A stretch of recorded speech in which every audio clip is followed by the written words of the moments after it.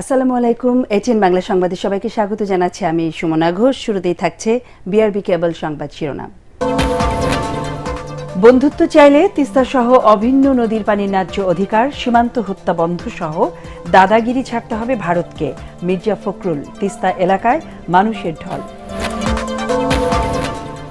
গ্রামাঞ্চলের চিকিৎসক ও ব্যবসায়ীদের করের আওতায় আনতে ডিসিদের অর্থ উপদেষ্টার নির্দেশ। সংবিধান অনুযায়ী সুপ্রিম কোর্টের আদেশ অনুসরণ করতে বাধ্য প্রশাসন, প্রধান বিচারপতি। সংস্কারের সফলতা পেতে হলে তা রাজনীতিবিদদের মাধ্যমে করতে হবে, তারেক রহমান। নির্বাচন বিলম্বিত হলে দেশকে অস্থিতিশীল করবে পতিত স্বৈরাচার। স্টুডেন্ট ফার্স্ট, বাংলাদেশ ফার্স্ট, এই স্লোগানকে সামনে রেখে আত্মপ্রকাশ করতে যাচ্ছে নতুন ছাত্র সংগঠন। অনুপ্রেরণা হবে জুলাই আন্দোলন। সংবাদ সম্মেলনে সমন্বয়ক বাকের মজুমদার।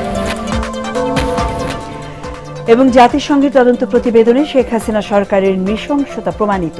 আওয়ামী লীগের রাজনীতিতে ফেরা আরও অনিশ্চিত, বলছেন বিশ্লেষকরা। শুনছিলেন বিআরবি কেবল সংবাদ শিরোনাম, এবারে বিস্তারিত সংবাদ। অভিন্ন নদ নদীর পানি না দিয়ে ভারত দেশের শত্রু শেখ হাসিনাকে আশ্রয় দিয়ে রাজার হালে রেখেছে বলে অভিযোগ করছেন বিএনপি মহাসচিব মির্জা ফখরুল ইসলাম আলমগীর। দুপুরে লালমনিরহাটে তিস্তা নদী রক্ষা আন্দোলনে অংশ নিয়ে তিনি এই মন্তব্য করেন। বলেন, বন্ধুত্ব চাইলে পানির ন্যায্য অধিকার, সীমান্ত হত্যা বন্ধ সহ দাদাগিরি ছাড়তে হবে ভারতকে। জেলা প্রতিনিধিদের পাঠানো তথ্যচিত্রে আরও জানাচ্ছেন জাহিদুল আলম। তিস্তার পানির ন্যায্য হিস্যার দাবিতে আন্দোলনে নেমেছে তিস্তা নদী বেষ্টিত উত্তরাঞ্চলের 5 জেলার মানুষ। জাগো বাহে, তিস্তা বাঁচাই স্লোগানে দুদিনের এই অবস্থান কর্মসূচিতে তিস্তা পাড়ের মানুষের সাথে অংশ নিয়েছে দেশের অন্যতম রাজনৈতিক দল বিএনপি সহ অন্যান্য রাজনৈতিক ও সামাজিক সংগঠন। লালমনিরহাটে কর্মসূচির উদ্বোধন করেন বিএনপি মহাসচিব মির্জা ফখরুল ইসলাম আলমগীর। বলেন, গত 15 বছর ভারতের কাছে দেশ বিক্রি করেও তিস্তার এক ফোঁটা পানি আনতে পারেনি আওয়ামী লীগ সরকার। শুধু তিস্তা নয় ভাই, 54টা নদী আছে যেগুলো ভারত থেকে আমাদের দেশে আসছে। সবগুলো নদীর উজানে তারা বাঁধ দিয়ে দিয়েছে। বাঁধ দিয়ে তুলে নিয়ে যায়, পানি তুলে নিয়ে যায়, বিদ্যুৎ উৎপাদন করে, আর আমাদের দেশের মানুষ এখানে ধান ফলাতে পারে না, ফসল ফলাতে পারে না। তারা তাদের জীবন জীবিকা থেকে সম্পূর্ণ বঞ্চিত হয়। এ সময় দেশের স্থিতিশীলতার জন্য দ্রুত নির্বাচন আয়োজনের দাবি জানান বিএনপি মহাসচিব। আপনি যেহেতু অন্তর্বর্তীকালীন সরকার, খুব তাড়াতাড়ি নির্বাচনটা দিয়ে জনগণের সরকারের হাতে ক্ষমতা দেন। ভারতকে পরিষ্কার করে বলতে চাই, আগেও বলেছি, এখনো বলছি, বাংলাদেশের মানুষের সঙ্গে যে বন্ধুত্ব করতে চান তাহলে আগে তিস্তার পানি দেন, সীমান্তে গুলি করে হত্যা বন্ধ করেন, আর আমাদের সঙ্গে বড় দাদা মতন যে আচরণ সেটা বন্ধ করেন। এদিকে লালমনিরহাট ছাড়াও রংপুর, কুড়িগ্রাম, নীলফামারী ও গাইবান্ধার 11টি পয়েন্টে সকাল থেকেই দলে দলে এসেছেন তিস্তা পাড়ের ক্ষতিগ্রস্ত জনপদের লাখো মানুষ। বলেন, ভারত থেকে ন্যায্য পানির অধিকার আদায় না হওয়া পর্যন্ত চলবে তাদের এই আন্দোলন। এই তিস্তা বাঁচাও কর্মসূচি আন্দোলনের 17 এবং 18 আজকে এবং আগামীকাল যে কর্মসূচি দিচ্ছি, ইনশাআল্লাহ আমাদের অনেক লক্ষাধিক লোকের উদ্যোগে সমাবেশ ঘটবে। সবাইকে উদ্যত আহ্বান করছি, অত্র এলাকার এবং আশেপাশের যত লোকজন আছেন, যত দূরে যত ভাইরা আছেন, সবাই আসুন, তিস্তা বাঁচাই। আজকের থেকে আমাদের যুদ্ধ শুরু হয়ে গেল। যতক্ষণ পর্যন্ত পানি সঠিক ন্যায্যভাবে পাবো না, ততদিন আমাদের আন্দোলন সংগ্রাম চলতে থাকবে। তিস্তা বাঁচাতে নদী পাড়ের দুদিনের লাগাতার এই অবস্থান কর্মসূচি শেষ হচ্ছে মঙ্গলবার। সমাপনী দিনে ভার্চুয়ালি বক্তব্য রাখবেন বিএনপির ভারপ্রাপ্ত চেয়ারম্যান তারেক রহমান। জাহিদুল আলম, এটিএন বাংলা। অন্তর্বর্তী সরকারের অধীনে মাঠ প্রশাসনের তত্ত্বাবধানে সুষ্ঠু ও নিরপেক্ষ নির্বাচন হবে বলে প্রত্যাশা উপদেষ্টা আলী ইমাম মজুমদারের। একটি ভালো নির্বাচন করতে ডিসিদের নির্দেশনা দেওয়া হয়েছে বলেও জানান তিনি। জেলা প্রশাসক সম্মেলনের দ্বিতীয় দিনে মতবিনিময় শেষে উপদেষ্টা এসব কথা বলেন। অরাজনৈতিক সরকারের আমলে ডিসিদের স্বচ্ছতা ও নিরপেক্ষতার সাথে কাজ করার নির্দেশনা দিয়েছেন অর্থ উপদেষ্টা ডক্টর সালেহ উদ্দিন আহমেদ। আরও জানাচ্ছেন সৈয়দ রিয়াজ। ছাত্র জনতার অভ্যুত্থানে আওয়ামী লীগ সরকারের টানা 16 বছরের ক্ষমতার অবসান এবং পরবর্তীতে অন্তর্বর্তী সরকার গঠনের পর প্রথমবার ডিসি সম্মেলন। ওসমানী স্মৃতি মিলনায়তনে আয়োজিত সম্মেলনে রাষ্ট্রযন্ত্রের বিভিন্ন বিষয়ে উপদেষ্টাদের সাথে মতবিনিময়ে বিশেষ গুরুত্ব পায় নির্বাচন। মাঠ প্রশাসনের এই কর্মকর্তাদের তত্ত্বাবধানেই অনুষ্ঠিত হবে আগামী জাতীয় সংসদ ও স্থানীয় সরকার নির্বাচন। তাই বিগত দিনের ভালো মন্দের অভিজ্ঞতা থেকে অন্তর্বর্তী সরকারের অধীনে আগামী নির্বাচনকে দৃষ্টান্ত হিসাবে তুলে ধরতে ডিসিদের নির্দেশনা দেয়া হয়েছে বলে জানিয়েছেন উপদেষ্টা আলী ইমাম মজুমদার। এই দেশে জয় কয়টা গ্রহণযোগ্য নির্বাচন বলে পরিচিত, এই কটাও কিন্তু আপনার এই প্রশাসন করেছে। যে কটা বিতর্কিত এবং অত্যন্ত ঘৃণিত নির্বাচন বলে এগুলো তাদের মাধ্যমে করানো হয়েছে। তাদেরকে ভালো কাজে আমরা ব্যবহার করবো, ভালো ফল পাবো। রোজায় সুলভ মূল্যে খাদ্যশস্য সরবরাহ এবং বিতরণ কার্যক্রম সুষ্ঠুভাবে পরিচালনা করতে ডিসিদের নির্দেশ দেওয়া হয়েছে বলেও জানান তিনি। এই রোজার মাসে খাদ্য মন্ত্রণালয়ের মাধ্যমে মার্চ মাস, এপ্রিল মাস 2 মাস 1.5 লাখ করে 3 লাখ মেট্রিক টন চাল যাবে খাদ্য বান্ধব কর্মসূচিতে। পরে অর্থ এবং বিজ্ঞান ও প্রযুক্তি মন্ত্রণালয়ের বিভিন্ন বিষয়ে জেলা প্রশাসকদের সাথে মতবিনিময় করেন অর্থ উপদেষ্টা। সম্মেলন থেকে বেরিয়ে সাংবাদিকদের তিনি বলেন, মফস্বল এলাকায় করের আওতা বাড়াতে ডিসিদের নির্দেশ দেওয়া হয়েছে। লোকাল এমপ্লয়মেন্ট, তারপরে আপনার ট্যাক্স রেট বাড়িয়ে যে রাজস্বটা যেটা আরো বিস্তৃত করতে পারে সেটা ইভেন প্রত্যন্ত অঞ্চল ইন্ডাস্ট্রিয়াল ইউনিট আছে কয়েক লক্ষ, ট্যাক্স দেয় মাত্র 5 লক্ষ। দুপুরে সম্মেলনে যোগ দেন মুক্তিযুদ্ধ ও দুর্যোগ বিষয়ক উপদেষ্টা। ত্রাণ সামগ্রী কেনাকাটায় একচেটিয়া বাণিজ্য বন্ধ ও খরচ কমাতে কেন্দ্রের পরিবর্তে উপজেলা প্রশাসনের মাধ্যমে সংগ্রহের পরিকল্পনার কথা জানান তিনি। যেমন কম্বল, গৃহ নির্মাণ সামগ্রী হিসাবে টিন এবং তার নিরিখে যে টাকা বরাদ্দ দেওয়া হয়, এই সমস্তগুলো এখন আমরা স্থানীয় পর্যায় থেকে সংগ্রহ করে স্থানীয় পর্যায়ে চাহিদার নিরিখে এই গৃহ নির্মাণ সামগ্রীগুলো বিতরণ করা হবে। জুলাই অধিদপ্তর এ মাস থেকেই কার্যক্রম শুরু করবে বলেও জানান এই উপদেষ্টা। সৈয়দ রিয়াজ, এটিএন বাংলা, ঢাকা। আদালতের আদেশ, নির্দেশ ও রায় বাস্তবায়ন করে ন্যায় বিচার প্রতিষ্ঠা করতে জেলা প্রশাসকদের আহ্বান জানিয়েছেন প্রধান বিচারপতি সৈয়দ রেফাত আহমেদ। বিকেলে সুপ্রিম কোর্ট মিলনায়তনে জেলা প্রশাসক সম্মেলনে এসব কথা বলেন প্রধান বিচারপতি। এ সময় বিচার বিভাগের কর্মকর্তা ও জেলা প্রশাসকদের পারস্পরিক সৌহার্দ্য বজায় রেখে কাজ করার আহ্বান জানান তিনি। প্রধান বিচারপতি বলেন, স্বাধীন বিচার বিভাগ মানে নির্বাহী বিভাগের সাথে দ্বন্দ্ব নয়। জেলা বিচার বিভাগ এবং জেলা প্রশাসন দুটি স্বতন্ত্র স্তম্ভ, কিন্তু উদ্দেশ্য এক, আর তা হল পারস্পরিক সহযোগিতায় দেশকে এগিয়ে নেয়া।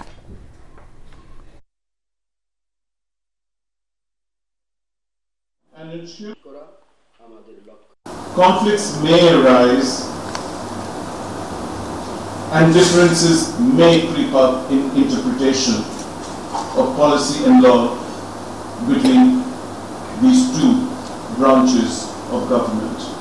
Jurisdictional questions may arise and administrative challenges may present themselves.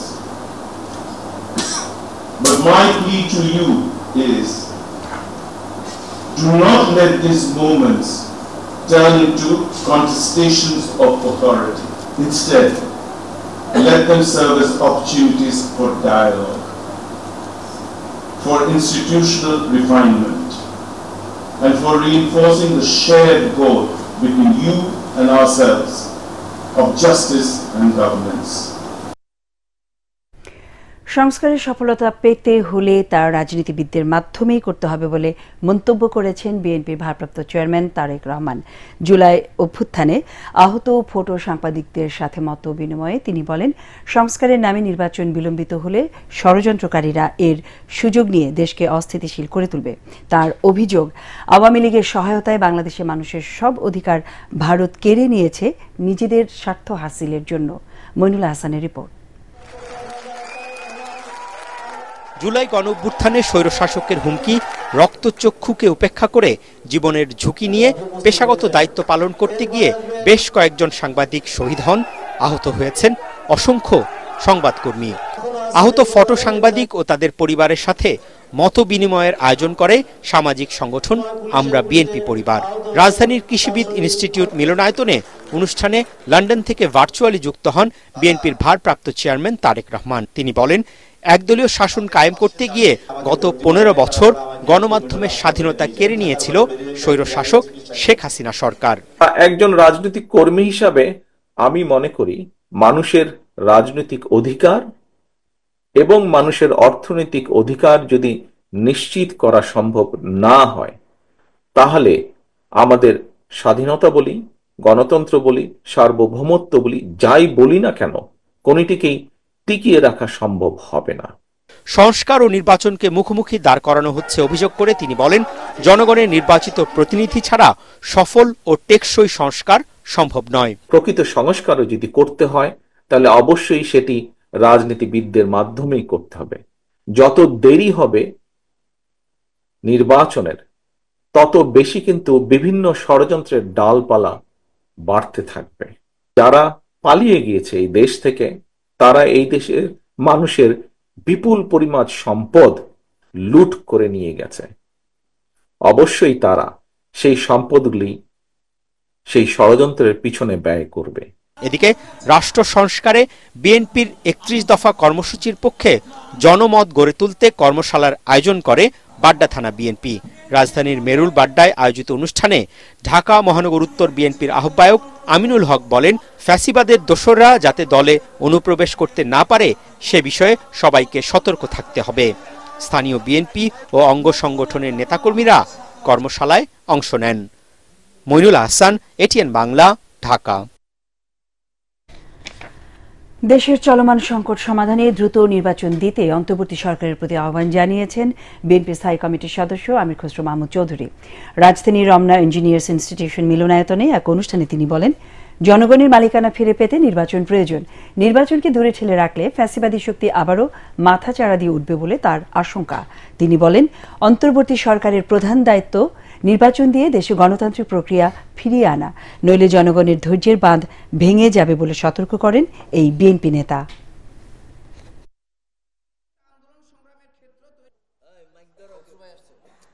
নির্বাচনের আগে স্থানীয় সরকার লাগবে, আবার বলে যে আনুপাতিক হারে ভোট দিতে হবে। কি মুশকিলের কথা! মানে এইসব ম্যান্ডেট তাদেরকে দিল কে? তাদের কাজ হলো একটা ট্রানজিশন গভর্নমেন্ট হিসেবে শান্তিপূর্ণভাবে বাংলাদেশে একটি নির্বাচনের মাধ্যমে গণতান্ত্রিক অর্ডার ফিরিয়ে আনা। মানুষ নির্বাচনের অপেক্ষায় আছে, আর কোনো অপেক্ষায় নাই। তারা তাদের মালিকানা ফিরে পেতে চায়। স্টুডেন্ট ফার্স্ট, বাংলাদেশ ফার্স্ট এই স্লোগানকে সামনে রেখে আত্মপ্রকাশ করতে যাচ্ছে নতুন ছাত্র সংগঠন। বিকেলে ঢাকা বিশ্ববিদ্যালয়ের মধুর ক্যান্টিনের সামনে আয়োজিত এক সংবাদ সম্মেলনে এই তথ্য জানান বৈষম্য বিরোধী ছাত্র আন্দোলনের অন্যতম সমন্বয়ক আবু বাকের মজুমদার। তিনি বলেন, এই ছাত্র সংগঠন কোনো ধরনের লেজুবৃত্তিক কিংবা কোনো দলকে মাদার পার্টি হিসেবে মানবে না। এর প্রেরণা হবে জুলাই আন্দোলন। বিস্তারিত মাজহারুল হক মুহাজিরের রিপোর্টে। আপনাদেরকে একটু সাইলেন্ট থাকার জন্য অনুরোধ করব। এ মাসেই আসছে ছাত্র প্রতিনিধিদের নতুন রাজনৈতিক দল। এর মধ্যে আবার ঘোষণা এলো নতুন এক ছাত্র সংগঠনের। এর নাম নির্বাচন, লক্ষ্য, উদ্দেশ্য নির্ধারণ এবং গঠনতন্ত্র নিয়ে কাজ শুরু করে দিয়েছে বৈষম্য বিরোধী ছাত্র আন্দোলনের সম্মুখ সারির যোদ্ধারা। মৌলিক প্রস্তাবনার এবং কর্মসূচি বিষয়ে আলোচনা করবেন পরবর্তীতে। আমাদের এই ছাত্র সংগঠনের একদম বেসিক স্লোগান হবে, বেসিক থিম হবে স্টুডেন্ট ফার্স্ট এবং বাংলাদেশ ফার্স্ট। এসব নিয়েই ঢাকা বিশ্ববিদ্যালয়ের মধুর ক্যান্টিনে প্রেস ব্রিফিং এর আয়োজন। বলা হচ্ছে, দলটির নেতা নির্বাচন থেকে শুরু করে সব পদক্ষেপেই থাকবে গণতন্ত্রের চর্চা। কমিটিতে নিশ্চিত করা হবে নারী ও পুরুষের সমতা। 52, 62, 66, 68, 69, 71, 90 এবং 24-এর সকল গণ আন্দোলন এবং ছাত্র জনতার সংগ্রামী চেতনা থেকে ভিত্তি করে ছাত্র রাজনীতি আমরা সক্রিয় করব। ফ্যাসিবাদকালীন সকল শিক্ষা পরিসরে পরিকল্পিতভাবে যে রাজনৈতিক ডিসএম্পাওয়ারমেন্ট করা হয়েছে এবং গণতান্ত্রিক ব্যবস্থার শিক্ষার্থী সংসদ কাঠামোকে অকার্যকর রাখা হয়েছে, এর সাথে বৈষম্য বিরোধী ছাত্র আন্দোলনের কোনো সংযোগ নেই বলেও জানানো হয় প্রেস ব্রিফিংয়ে। 52 থেকে 24 পর্যন্ত সকল ইতিহাসকে লালন করার কথাও জানান তারা। গণতান্ত্রিক প্রক্রিয়ার মাধ্যমে নেতা নির্বাচিত হবে এবং আপনারা খুব দ্রুত দেখতে পারবেন যে আমাদের মধ্যে এই লেজুরবৃত্তি আছে কিনা। যদি আমাদের মধ্যে লেজুরবৃত্তি থাকে, আপনারা আমাদেরকে প্রশ্ন করতে পারেন। আমরা আপনাদেরকে ওয়াদা করছি যে আমরা ওই লেজুরবৃত্তির দিকে যাব না, এবং যদি কখনো যাই সেই জায়গাটা আপনারা আমাদেরকে আইডেন্টিফাই করে দেবেন। অন্য সংগঠনগুলোর সাথে আমাদের পার্থক্যটা এখানে থাকবে। জুলাই অভ্যুত্থানের শক্তি থেকে নতুন রাজনৈতিক ছাত্র সংগঠন গঠনের প্রক্রিয়া নিয়ে আগামী 2 দিন সারা দেশে অনলাইন অফলাইনে জনজরিপ চলবে। এর উপর ভিত্তি করেই চূড়ান্ত হবে আত্মপ্রকাশের দিনক্ষণ। প্রথমত আপনি করেছেন যে আমাদের এই সংগঠনটি কবে নাগাদ। মাসহারুল হক মুহাজির, এটিএন বাংলা, ঢাকা। জুলাই গণহত্যা নিয়ে জাতিসংঘের তদন্ত প্রতিবেদনের পর আওয়ামী লীগের রাজনীতিতে ফেরা আরও অনিশ্চিত হয়ে পড়েছে বলে মনে করেন রাজনৈতিক বিশ্লেষক ও মানবাধিকার কর্মীরা। তাদের মতে ওই প্রতিবেদনের মাধ্যমে ক্ষমতাচ্যুত শেখ হাসিনা সরকারের নৃশংসতা আন্তর্জাতিকভাবে প্রমাণিত হয়েছে। তারা এও মনে করেন দীর্ঘ 15 বছরের দুঃশাসন নিয়ে সুস্পষ্ট ব্যাখ্যা, অনুশোচনা ও ক্ষমা চাওয়ার উপর নির্ভর করছে রাজনীতিতে দলটির ফেরা না ফেরা। আদ্দিন সজীবের রিপোর্ট।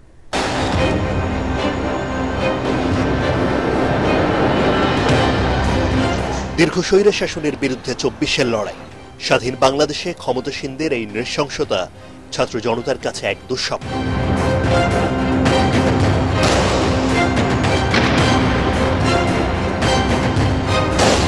নির্বিচারে গুলিবর্ষণ, গণহারে হত্যাকাণ্ড, যা হার মানিয়েছে অ্যাকশন নির্ভর সিনেমাকেও।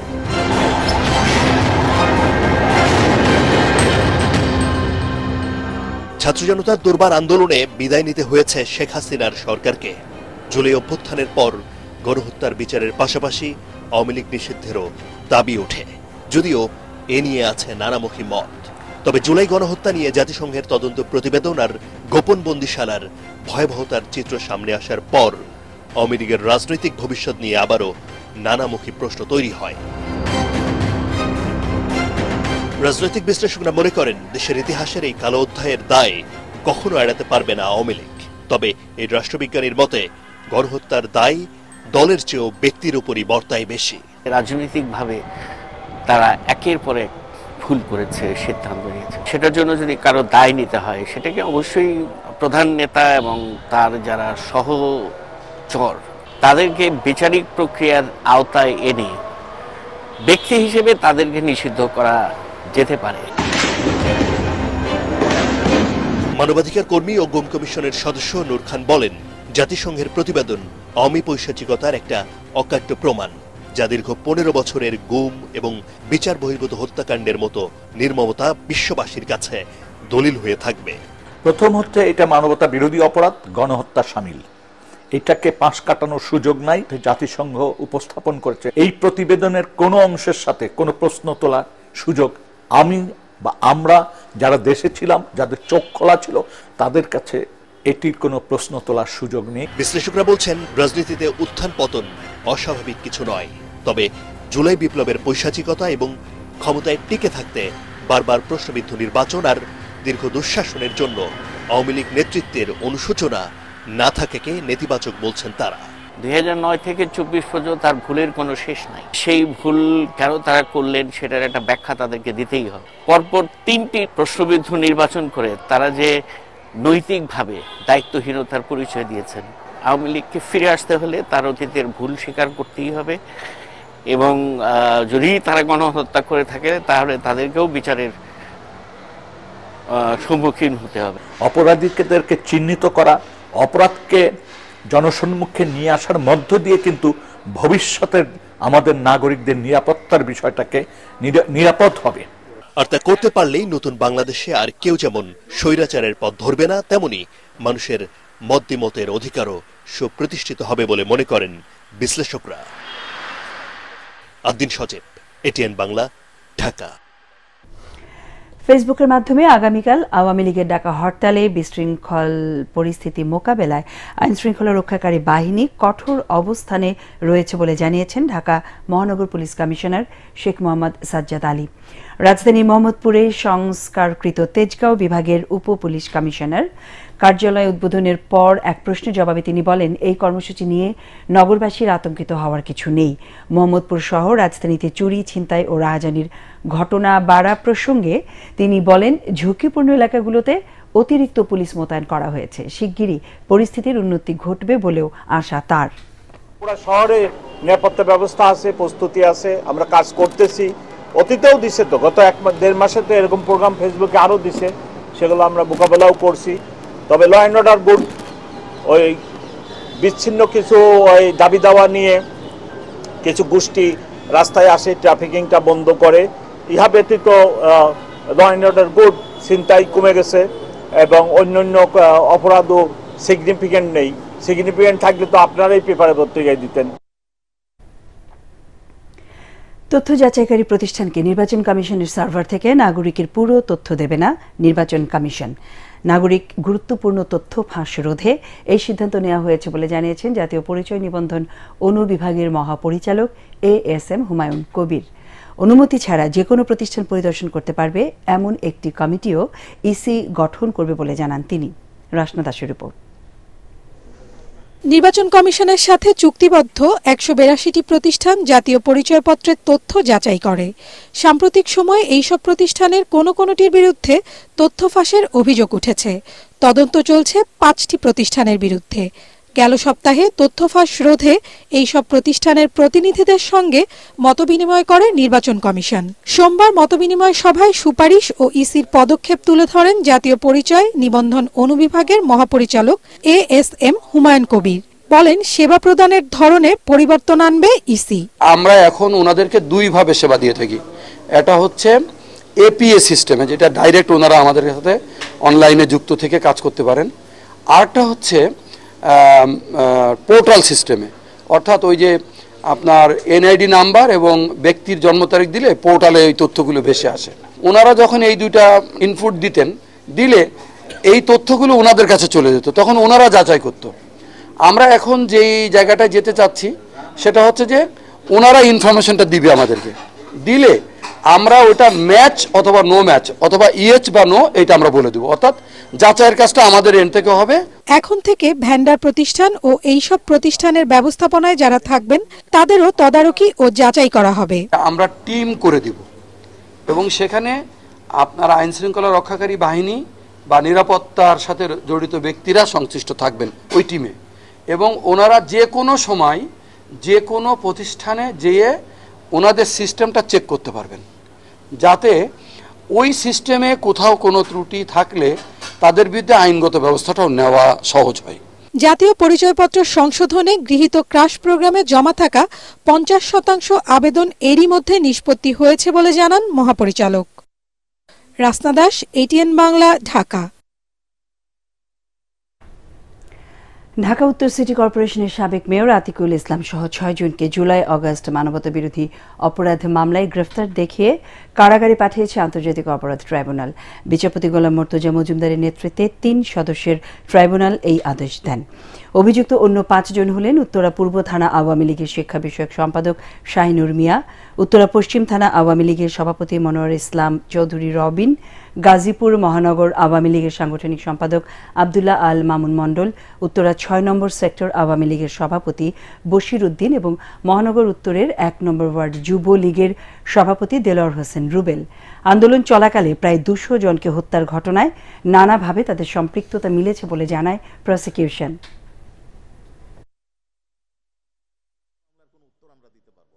অন্য মামলায় তারা জেল হাজতে ছিল, তাদেরকে ট্রাইব্যুনালে হাজির করা হয়েছে এবং তাদেরকে এই মামলায় শোন অ্যারেস্ট দেখিয়ে কারাগারে প্রেরণের নির্দেশ দিয়েছেন ট্রাইব্যুনাল। আমাদের কাছে প্রাথমিকভাবে অভিযোগ আছে যে ওই এলাকায় মানবতা বিরোধী অপরাধ সংগঠিত হয়েছে, ২০০ জন নিরীহ নিরস্ত্র জনগণকে হত্যা করা হয়েছে, তাদের চিকিৎসায় বাধা প্রদান করা হয়েছে, তাদেরকে এই হেলমেট বাহিনী যারা এই ছাত্র যুবলীগ এই হত্যাকাণ্ডে সহায়তা করেছে পুলিশকে বা সহযোগিতাও দিয়েছে, তারা নেতৃত্ব দিয়েছে। আবারও সংখ্যানুপাতিক নির্বাচনের দাবি জানিয়েছেন গণ অধিকার পরিষদের সভাপতি নুরুল হক নূর। সেই সঙ্গে জাতীয় নির্বাচনের আগে স্থানীয় সরকার নির্বাচন আয়োজনের তাগিদ দিয়েছেন তিনি। ঢাকা বিশ্ববিদ্যালয়ের বটতলায় ছাত্র অধিকার পরিষদের ৭ম প্রতিষ্ঠাবার্ষিকীতে ডাকসুর সাবেক ভিপি নূর বলেন, স্থানীয় নির্বাচনের মাধ্যমে পুলিশ প্রশাসনের স্বচ্ছতা ও দক্ষতা ফুটে উঠবে। এ সময় গণ অধিকার পরিষদের সাধারণ সম্পাদক রাশেদ খান বলেন, জুলাই বিপ্লবের আসল ইতিহাস ধারণ করতে হলে ফ্যাসিবাদ বিরোধী সব ছাত্র সংগঠন, রাজনৈতিক দল ও বিভিন্ন পক্ষের অবদানকে আনুষ্ঠানিকভাবে স্বীকৃতি দিতে হবে।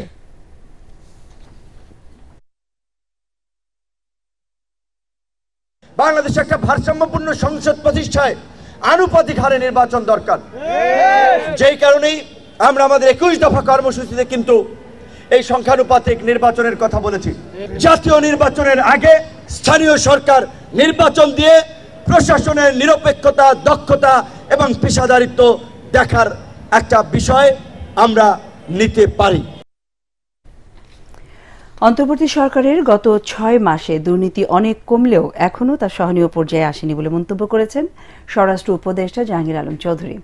জাতীয় পরিচয়পত্র থাকলে পাসপোর্ট করতে পুলিশ ভেরিফিকেশন লাগবে না জানিয়ে তিনি বলেন, রোহিঙ্গারা যাতে নতুন করে এনআইডি না পায় সে বিষয়ে সংশ্লিষ্ট দপ্তরকে সতর্ক থাকতে হবে।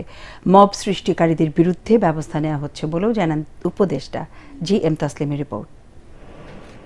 রাজধানীর আগারগাঁওয়ে বাংলাদেশ কোস্টগার্ডের ৩০তম প্রতিষ্ঠা বার্ষিকীর অনুষ্ঠানে প্রধান অতিথি হিসেবে উপস্থিত ছিলেন স্বরাষ্ট্র উপদেষ্টা অবসরপ্রাপ্ত লেফটেন্যান্ট জেনারেল জাহাঙ্গীর আলম চৌধুরী। এই সময় বাহিনীর সালাম গ্রহণ করেন তিনি। বীরত্বপূর্ণ ও সেবামূলক কাজের স্বীকৃতি হিসেবে 4 ক্যাটাগরিতে কোস্টগার্ডের 40 সদস্যকে পদক প্রদান করেন তিনি। অনুষ্ঠান শেষে সমসাময়িক বিষয়ে সাংবাদিকদের প্রশ্নের জবাব দেন স্বরাষ্ট্র উপদেষ্টা। প্রতিটি সেক্টরেই দুর্নীতি রয়েছে উল্লেখ করে তিনি বলেন, দুর্নীতি কমাতে পারলেই দেশকে দ্রুত এগিয়ে নেওয়া সম্ভব। দুর্নীতি হলো সব জায়গায় আমাকে গ্রাস করে নিছে। যদি দুর্নীতিটা কমানো যায় তবে আপনারা দেখবেন সব সেক্টরে আমাদের উন্নতি হবে। এই 6 মাসে আগের থেকে অনেক কমছে, বাট তারপরও এটা সহনীয় পর্যায়ে আসে নাই। এই দুর্নীতি আরো কমতে হবে। জাতীয় পরিচয়পত্র থাকলে পাসপোর্ট করার ক্ষেত্রে পুলিশ ভেরিফিকেশন লাগবে না উল্লেখ করে উপদেষ্টা জানান, রোহিঙ্গাদের কাছে জাতীয় পরিচয়পত্র থাকায় তা পুনরায় যাচাই বাছাইয়ের উদ্যোগ নেওয়া হচ্ছে।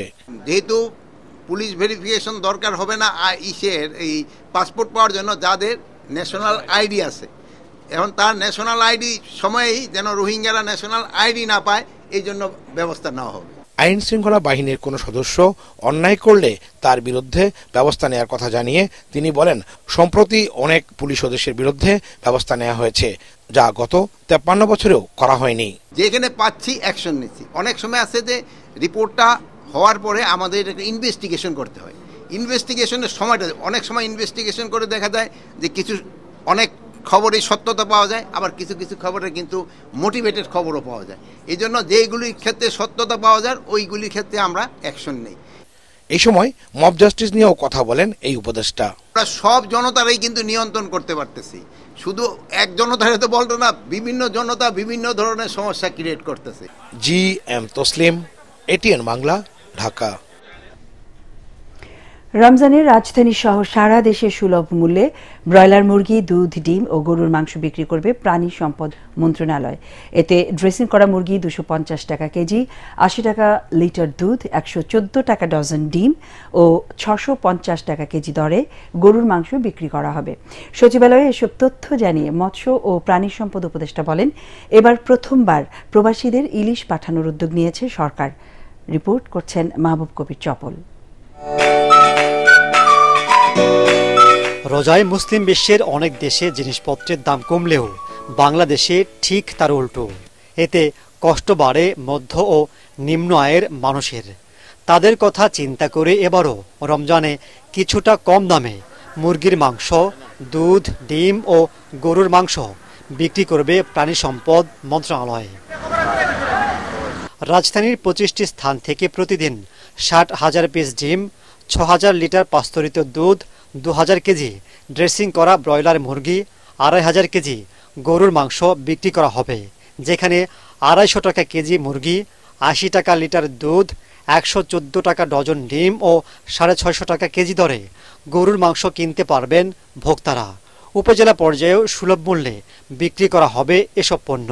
পয়লা রমজান থেকে 28শে রমজান পর্যন্ত আমরা ঢাকা শহরের ড্রেস ব্রয়লার, ডিম, পাস্তরিত দুধ এবং গরুর মাংস সুলভ মূল্যে ভ্রাম্যমাণ বিক্রয় কার্যক্রম একটা নিয়েছে। ঢাকা শহরের আমরা 25টি স্থানে, যেসব এলাকায় জুলাই অভ্যুত্থানের সময় জনগণের একটা ব্যাপক অংশগ্রহণ ছিল, সেরকম জায়গাগুলোতে আমরা দিতে চাই এবং বিভাগীয় জেলা, উপজেলা, শহরেও ভ্রাম্যমাণ বিক্রয় ওরা করবে। মৎস্য উপদেষ্টা জানান, গত বছর 22 দিন ইলিশ ধরা বন্ধ থাকায় পোনার সংখ্যা বেড়েছে, ফলে এবার ইলিশ উৎপাদন বাড়বে।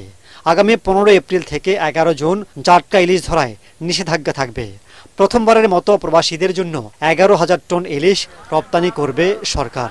আমরা প্রথমে সৌদি আরব এবং সংযুক্ত আরব আমিরাতকে বেছে নিয়েছি এবং সৌদি আরবে 44 লক্ষ বাঙালি আছেন এবং সংযুক্ত আমিরাতে 22 লক্ষ আছেন।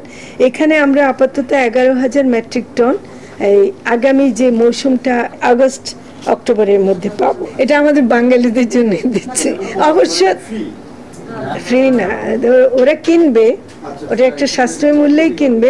এবার পূজার সময় ভারতে ইলিশ পাঠানো হবে কিনা সে বিষয়ে এখনো সিদ্ধান্ত হয়নি বলে জানান উপদেষ্টা। দুর্গাপূজা আসুক, আমরা তো তার আগে তো দেওয়ার কথা না। মাহবুব কবির চপল, এটিএন বাংলা, ঢাকা। জুলাই অভ্যুত্থানে আহতদের চিকিৎসায় শ্রেণী বিভাজন প্রক্রিয়া বাতিল ও তাদের নিরাপত্তা নিশ্চিত করা সহ বেশ কিছু দাবিতে রাজধানীর শাহবাগে সড়ক অবরোধ করেছেন আন্দোলনে আহতরা। সোমবার দুপুর 2টার দিকে শাহবাগ মোড় আটকে অবস্থান নিয়ে বিক্ষোভ শুরু করেন তারা। মূলত দুটি ক্যাটাগরি করে আহতদের স্বীকৃতি দেয়া, আহতদের নিরাপত্তা নিশ্চিত করা ও আহতদের জন্য হটলাইন নম্বর চালু করার দাবি জানান তারা। এছাড়া বিক্ষোভধরা জানান আহতদের 3-4টি ক্যাটাগরিতে ভাগ করা হচ্ছে, প্রথম দুটি ক্যাটাগরির ভাতা পাবে, বাকিদের দেওয়া হবে না। এই বৈষম্য তারা মানবে না। আন্দোলনকারীদের দাবি সব আহতদের দুটি ক্যাটাগরিতে ভাগ করে চিকিৎসা নিশ্চিত করা। বিক্ষোভের এক পর্যায়ে শাহবাগের মূল সড়কের উপরেই অবস্থান নেন তারা। এতে সৃষ্টি হয় তীব্র যানজটের, চরম ভোগান্তিতে পড়েন পথ চলতি সাধারণ মানুষ।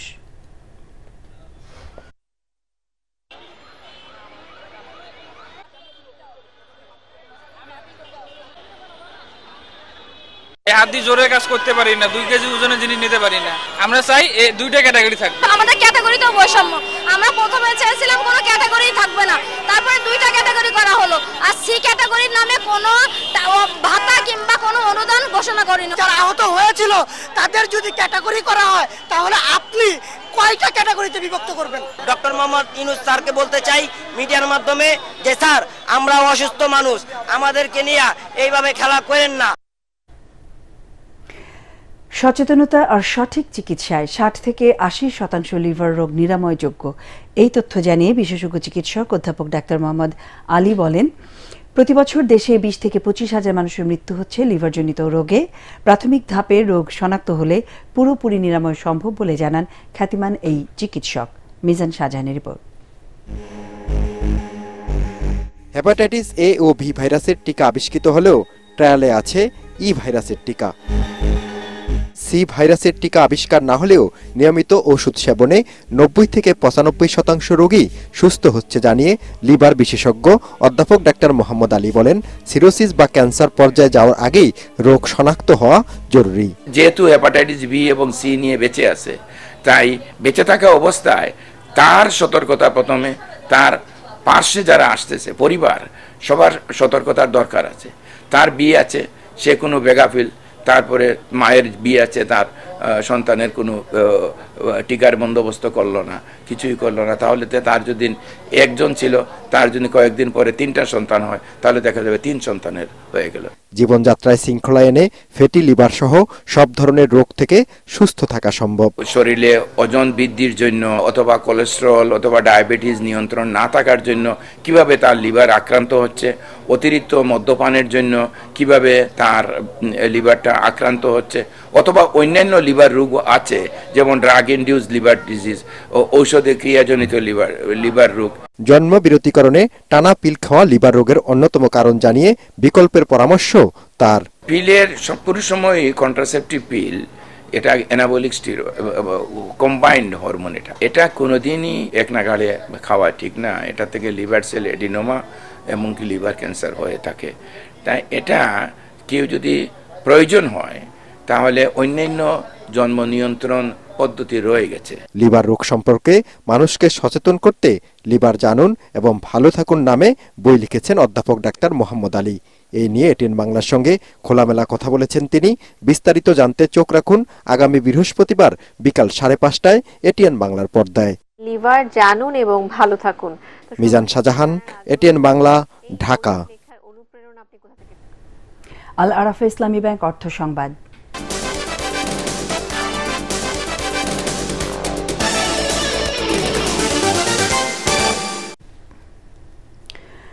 রাঙামাটির পাহাড়ে হরমোন প্রয়োগ করে আগাম আনারসে বাম্পার ফলন হয়েছে, কিন্তু ভালো দাম না পাওয়ায় হতাশ হয়ে পড়েছেন কৃষকরা। স্থানীয় বাজারে চাহিদা না থাকায় বিক্রি হচ্ছে না সুস্বাদু এই রসালো ফল, ফলে বাগানে পচে নষ্ট হচ্ছে অনেক আনারস। আন্তর্জাতিক সংবাদ।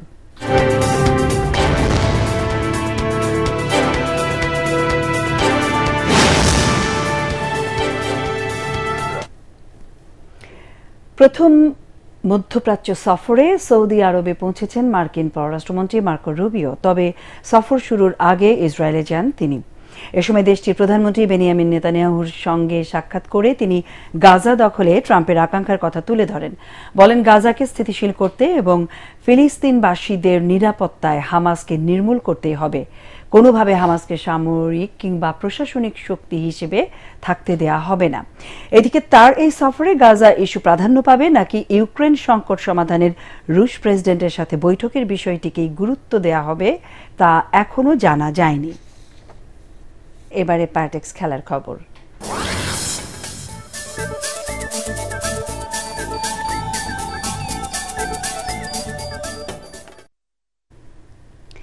আবারও বাংলাদেশের দ্রুততম মানবী হলেন ইসমাইল হোসেন ও শিরিন আক্তার। ৪৮তম জাতীয় অ্যাথলেটিক্স প্রতিযোগিতায় তারা পুরুষ ও নারীদের ১০০ মিটার স্প্রিন্টে প্রথম হন। জাতীয় স্টেডিয়ামে বিকেলে প্রতিযোগিতার উদ্বোধন করেন যুব ও ক্রীড়া উপদেষ্টা আসিফ মাহমুদ সজীব ভুইয়া। আরও জানাচ্ছেন পরাগ আরমান।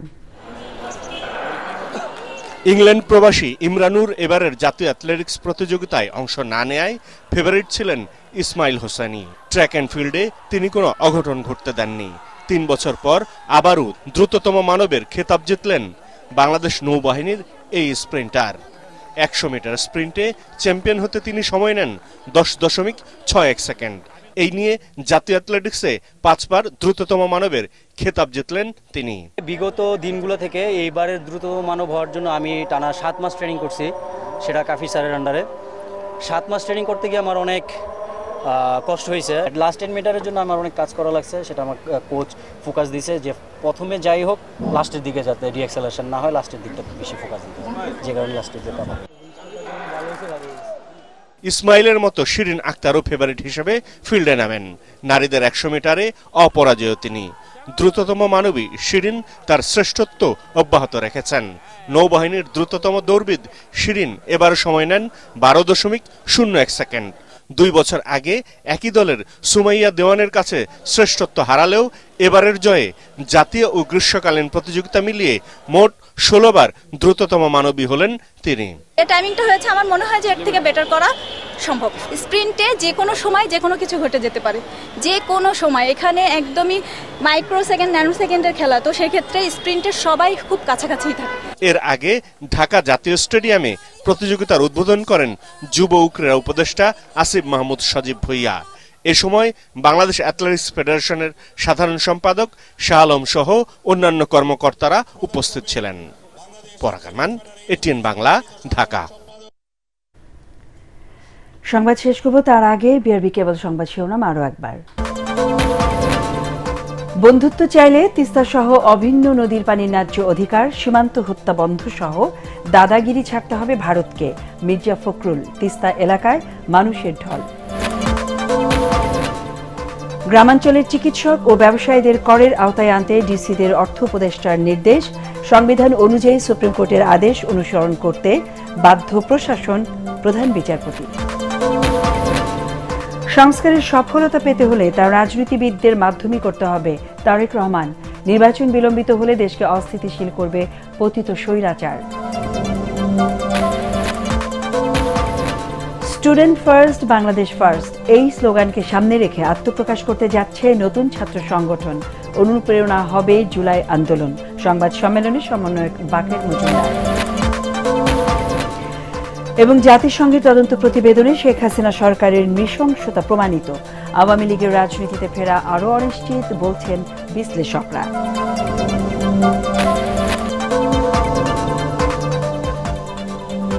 এই ছিল এখনকার মতো সংবাদ। আমাদের পরের সংবাদ দেখার আমন্ত্রণ জানিয়ে শেষ করছি। এটিএন বাংলা সংবাদ ইউটিউবে দেখতে ব্রাউজ করুন youtube/ATN Bangla News। ধন্যবাদ।